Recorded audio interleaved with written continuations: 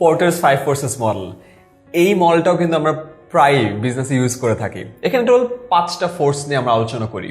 প্রথমটা হলো বায়ার, এরপরে সাপ্লায়ার, এরপরে হলো threat of new entrance, substitute এবং ফাইনালি ইন্ডাস্ট্রি রাইভালরি। এবং এই 5টা ফোর্স একটা কোম্পানির উপর কিভাবে ইম্প্যাক্ট ফেলে এই জিনিসটা আমাদেরকে আইডেন্টিফাই করতে সহযোগিতা করে হলো পোর্টারস 5 ফোর্সেস মডেল। আমরা প্রথম ফোর্সের দিকে চলে আসি। আমাদের প্রথম ফোর্স হলো বায়ার্স বা বায়ার পাওয়ার। বায়াররা সবসময় কি চায়? বায়াররা চায় তারা পে করবে একেবারে কম এবং জিনিস পাবে অনেক বেশি। সো বায়ারদের কি আইডিয়া? পে লেস এবং গেট মোর। সো আমি একটা কোম্পানি, আমি কি চাবো? আমি কিন্তু এটার ঠিক উল্টোটা চাবো।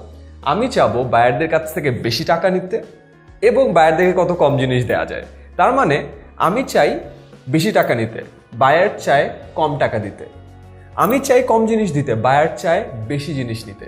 তার মানে আমার আর বায়ারের কিন্তু কমপ্লিটলি ডিফারেন্ট একটা ডিলেমাতে পড়ে যাচ্ছি আমরা। তো এইখানে আমার পাওয়ার যদি বেশি হয় তাহলে আমি বায়ারকে কি করতে পারি? ইনফ্লুয়েন্স করে বেশি টাকা নিতে পারি। আবার বায়ারের পাওয়ার যদি বেশি হয়, বায়ার আমাকে ইনফ্লুয়েন্স করে কম টাকা দিয়ে বেশি জিনিস নিতে পারে। তার মানে আমি যদি একটা কোম্পানি বা অর্গানাইজেশন হই, আমার জন্য তখনই এটা সুবিধাজনক যখন বায়ার পাওয়ার কম হয়। কারণ বায়ার পাওয়ার যদি কম হয়, আমি বায়ারকে ইনফ্লুয়েন্স করতে পারবো। এরপর আসা যাক আমাদের দ্বিতীয় যে ফোর্স, এটা হলো সাপ্লায়ার্স বা সাপ্লায়ার পাওয়ার। আমরা দেখি সাপ্লায়ার কি চায়। সাপ্লায়ার চায় যে তারা খুব কম ডেলিভারি দিবে এবং বেশি টাকা পাবে। তো আমি যদি একটা বিজনেস হই, সাপ্লায়ার কি করে? সাপ্লায়ার বেসিক্যালি আমার বিজনেসটা চালানোর জন্য যেই সব জিনিস প্রডিউস করা দরকার ওইসব জিনিস আমাকে সাপ্লাই করে। তো এখানেও দেখি সাপ্লায়ার আর আমি কমপ্লিটলি অপোজিট সাইডে।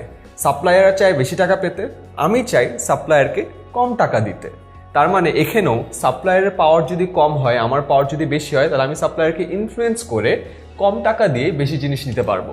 তো এখানেও আমার বিজনেস বা আমার কোম্পানির জন্য তখনই ভালো যখন সাপ্লায়ার পাওয়ারটা কম হয়। এবার আসা যাক আমাদের থার্ড যেই ফোর্স, সেটা হলো সাবস্টিটিউট।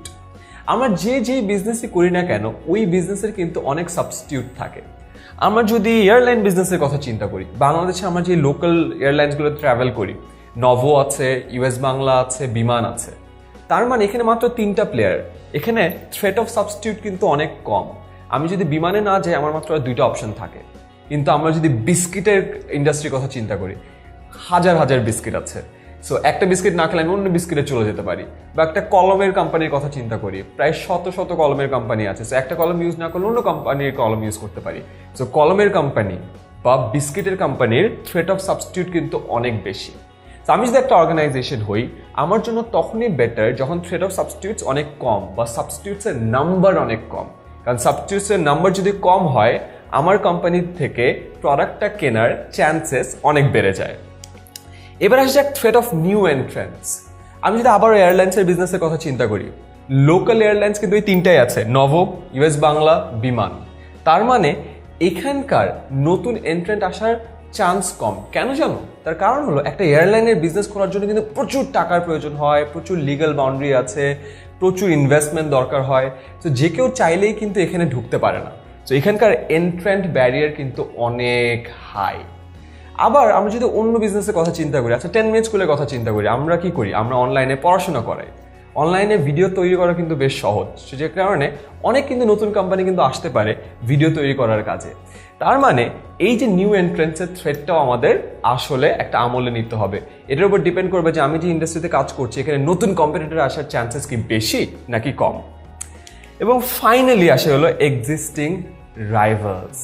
তার মানে হলো আমার যে কোম্পানিগুলোর মধ্যে আমি কাজ করছি, আমার যে কম্পিটিটরস আছে, তাদের তুলনায় আমার কোম্পানির বর্তমান অবস্থান কেমন। তো এই রাইভালরি, কম্পিটিশন, এগুলো নিয়ে আমার বিজনেসের যে ডাইনামিক্স চেঞ্জ হচ্ছে, এই জিনিসগুলো আমাদের সবসময় খেয়াল রাখতে হবে। সো এটাই হলো পোর্টারস 5 ফোর্সেস মডেল। তো আমরা যদি মডেলটা দেখি, সবগুলো ক্ষেত্রে ফোর্সগুলোর পাওয়ার যত কম হয় আমার জন্য তত বেটার। বায়ার পাওয়ার কম হলে আমি বায়ারের কাছ থেকে বেশি টাকা নিতে পারবো। সাপ্লায়ার পাওয়ার কম হলে আমি সাপ্লায়ারকে কম টাকা দিয়ে বেশি জিনিস নিতে পারবো। সাবস্টিটিউটস কম হলে আমার কোম্পানি থেকে অন্য কোম্পানিতে যাওয়ার চান্সেস কমে যাবে। পোটেনশিয়াল এন্ট্রেন্সের ব্যারিয়ারটাও যদি বেশি হয় তাহলে কিন্তু আসলে ভালো, কারণ নতুন কোম্পানি তাহলে আসতে পারবে না।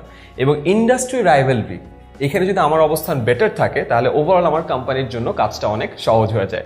তো এইভাবে এই পর্টারের যে 5টা ফোর্স আছে, এই 5টা ফোর্স অ্যানালাইজ করে দেখতে হবে যে আমার কোম্পানির অবস্থান কেমন compare to all these 5 forces. এবং যেই ফোর্সেসের পাওয়ার যখন বেড়ে যাবে আমার চেষ্টা করতে হবে ওই পাওয়ারের ডাইনামিক আমার কোম্পানির সাথে কিভাবে ম্যাচ করা যায় এবং ওদের সাথে আমার কোম্পানির কোন পরিবর্তনটা আনলে আমার কোম্পানি আরও প্রফিটেবল